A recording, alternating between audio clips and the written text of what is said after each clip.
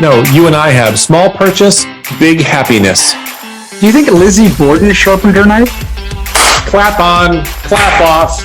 His sister was his mother, and his mother was his grandmother. Have you ever bought anything from an infomercial, Kurt? He wanted me to bring my own food to restaurants. We're having a moment here. I'm very intelligent, according to my second toe. This is the craziest episode ever.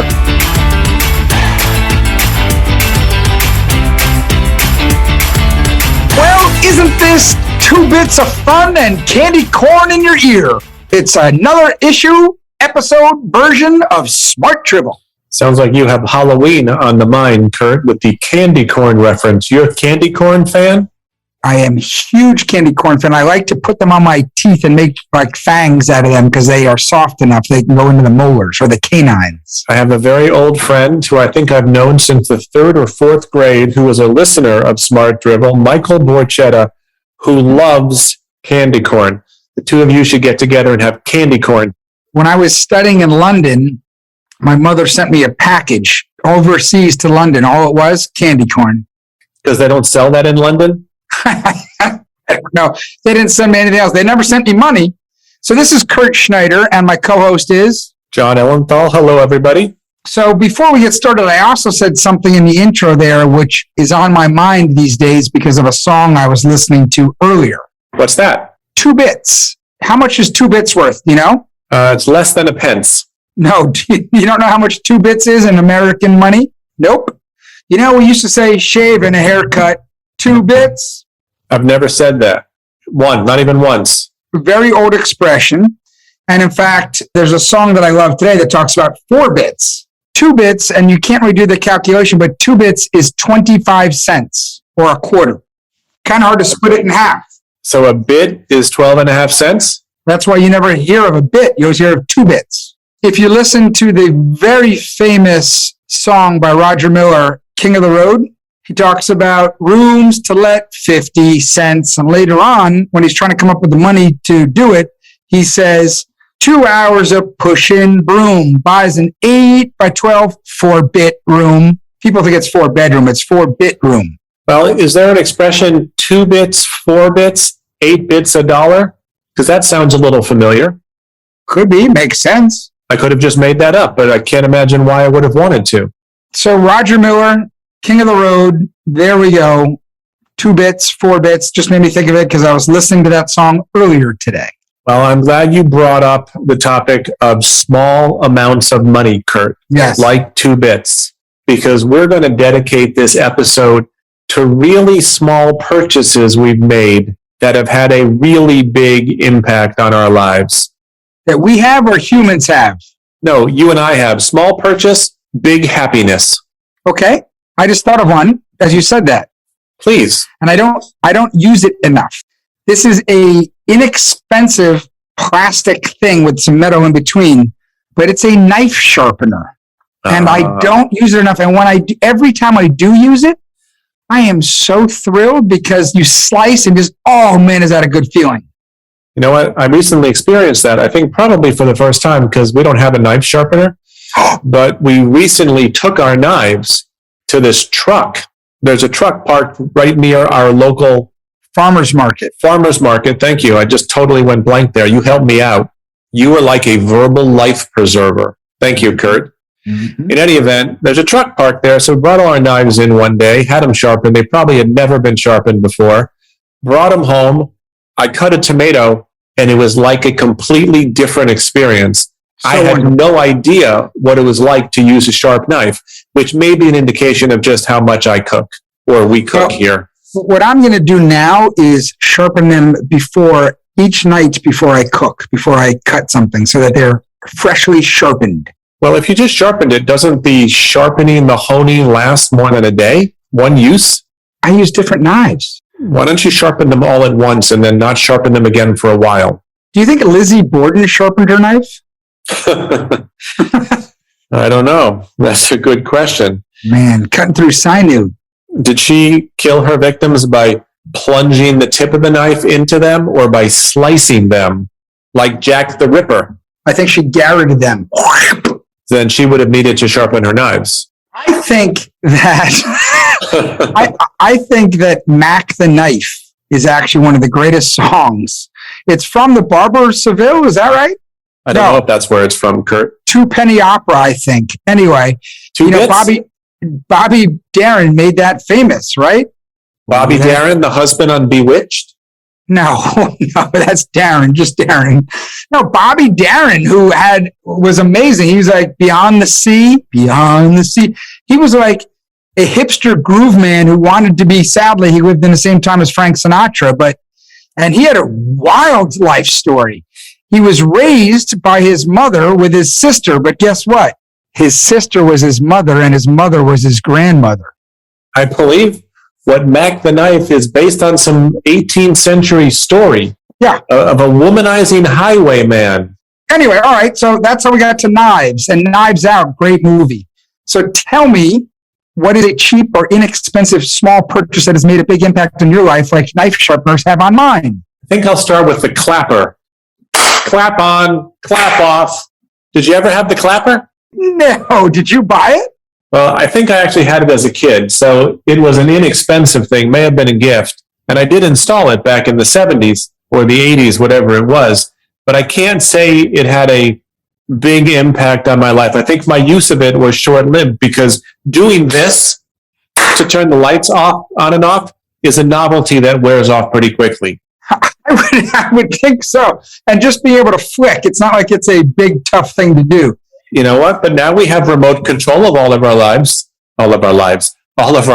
We have direct control over our lives, but we have remote control over our lights. In any event. So you think we have direct control over our lives? You're an anti-Calvinist.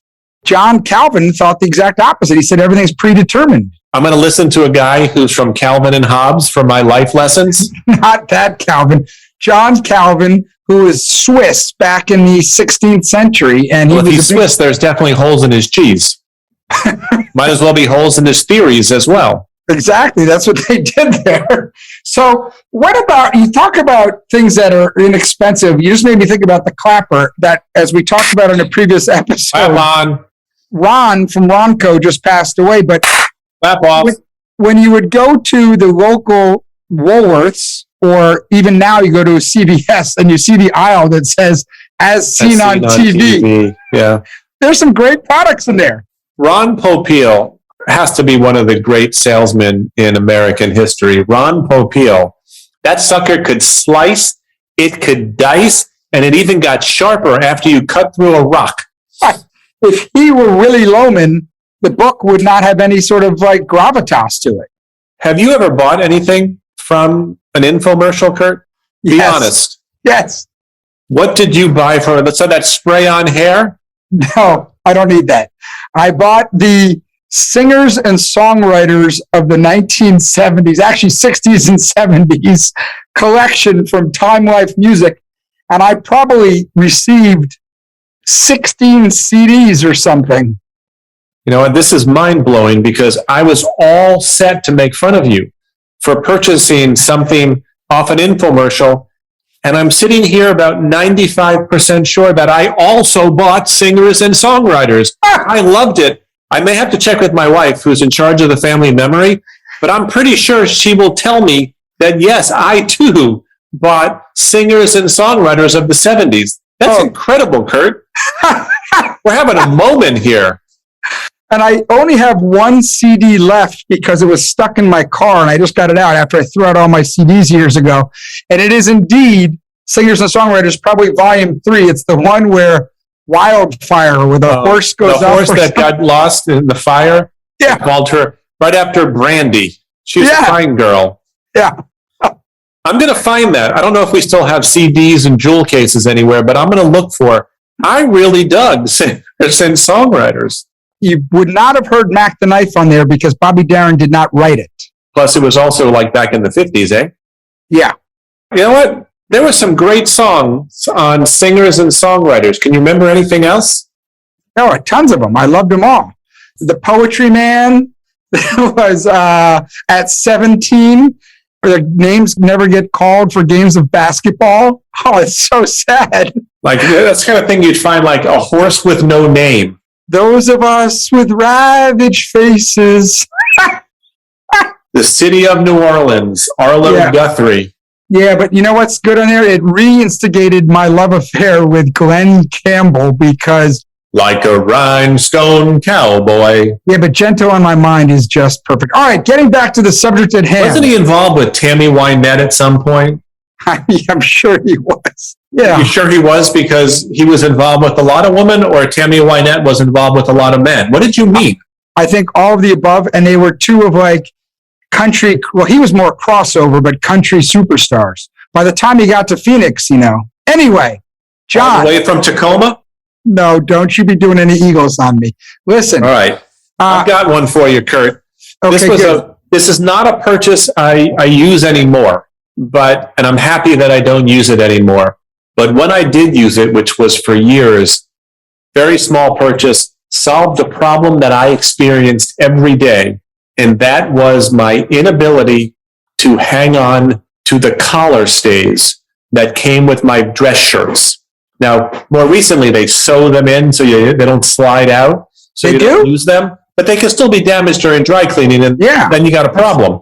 That's kind of dumb. I bought a small set of like brass-colored collar stays so that I was never without a collar stay. And I will tell you, inexpensive purchase that made my life better every day. Never did I have to search for a collar stay again, Kurt. So I think that's great. I did the same thing. We must be the same person. However, we must be the same person. I did mine even less expensive than you because I bought a set of plastic collar stays that I had that were not brass. They were plastic.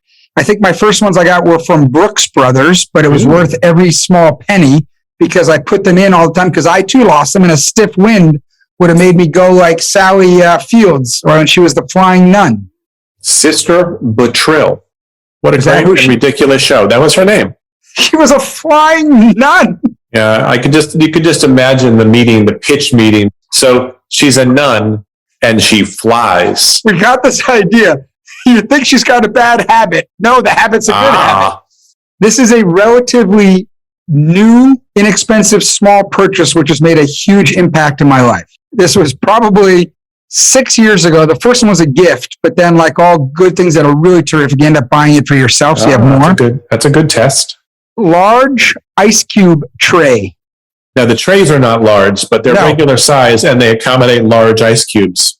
Well, the trays are the same size. Well, they're individual. The cube spaces are bigger.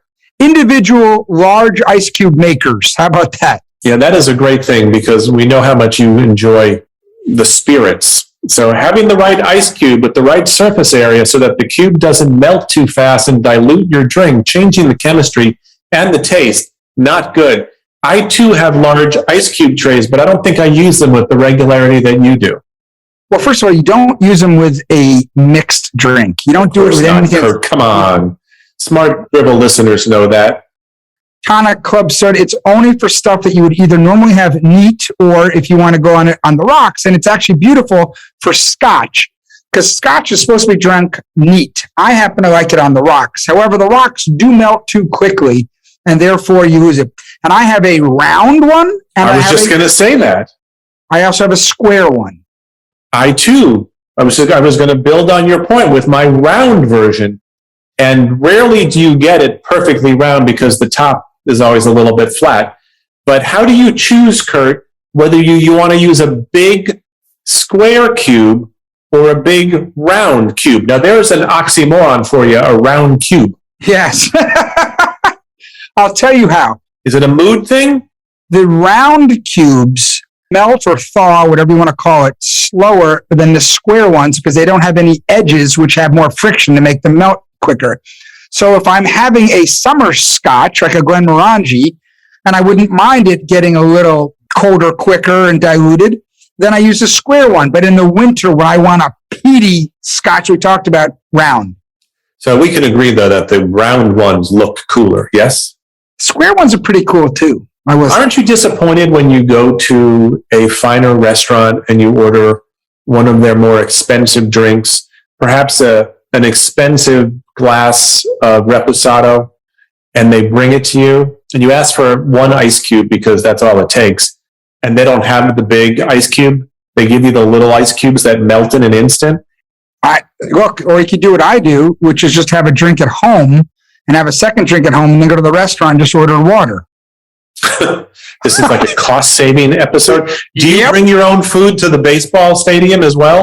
Do you know that I had my doctor 10 years ago? Not only it was all about, I had to lose 15 pounds and do this and that, which is crazy because I'm in pretty good shape.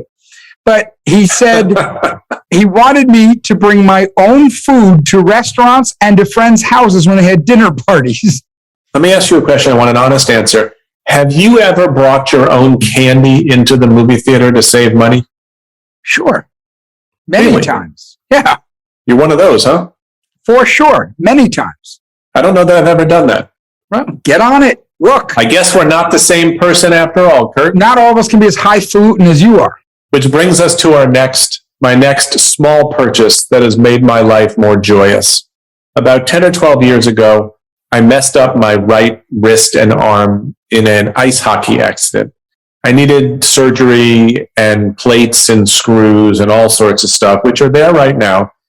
And for a number of months, I could not use my right wrist, my right hand and arm, and I am right-handed.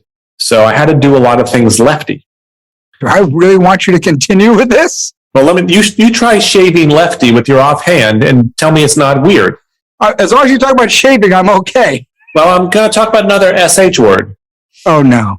So if you are in the bathroom and you need to wipe with your offhand, it's not so easy. So it was at that point, to ease my burden, I bought my first box of moist, flushable bathroom wipes. Fantastic, Kurt. I don't know why I spent my life up until then using dry paper. Moist, flushable toilet wipes, Kurt. Small purchase, very big impact. Give it a try, Kurt. You'll be happier. All right. I think a small purchase that's had a huge impact on my life these nigh on 20 to 30 years. Yes, nigh on. Red pepper flakes. Oh my God, Kurt. What? I have that on my list too. This is the craziest episode ever. A jar of crushed red pepper. I only wish everybody who's listening could see this right now. First singers and songwriters, a jar. Can you see this, Kurt? Yes, I can. Now, for all you listeners out there, we do not share our prep ever on Smart Drivel because that would be very unsmart drivel-y. So that's amazing. How could we both have crushed red pepper flakes on our list? Because it's a small purchase that has a huge impact. That we have in common. It goes on everything. I'm stunned. In case that wasn't obvious. They're good for breakfast on eggs, if you eat eggs. They're good for lunch on everything. And boy, dinner, any pasta, pizza, anything. And great on, what's great on? Broccoli, steamed broccoli, because it sort of zaps some flavor into it. Boom! I clearly am a huge fan as well. In fact, we had a lovely pasta dinner last night, which could not begin until I fetched the jar, which was alarmingly low, of crushed red pepper flakes. And I had frozen Trader Joe's ravioli, which I love. Really? Did you heat it up? Yeah, you gotta boil it. You said you had frozen Trader Joe's ravioli. I just wanted to make sure you cooked it. It's still uncooked. Well, I understand, but you said it was frozen. I wanted to make sure you cooked it. I did. I boiled it for 4 minutes, and then I put on red pepper flakes. Then I put on fresh arugula on top, lots of it, and then olive oil and a little sea salt. Fantastic. I love that big little sea salt, especially when I slice tomatoes, put a little basil and some balsamic. What are you doing with a knife? You going to sharpen your knife before you slice it? With my recently sharpened knives. What do you have that is a small, tiny purchase that's had a huge impact on your life? This one is slightly more serious. I am a lifelong migraine sufferer, as you know. And as you probably also know, migraines are an indication of superior intelligence. No, that's not true. It's your second toe. If it's longer than your big toe, that's intelligence. And I have it on both feet. So you have two brains? I'm very intelligent according to my second toe.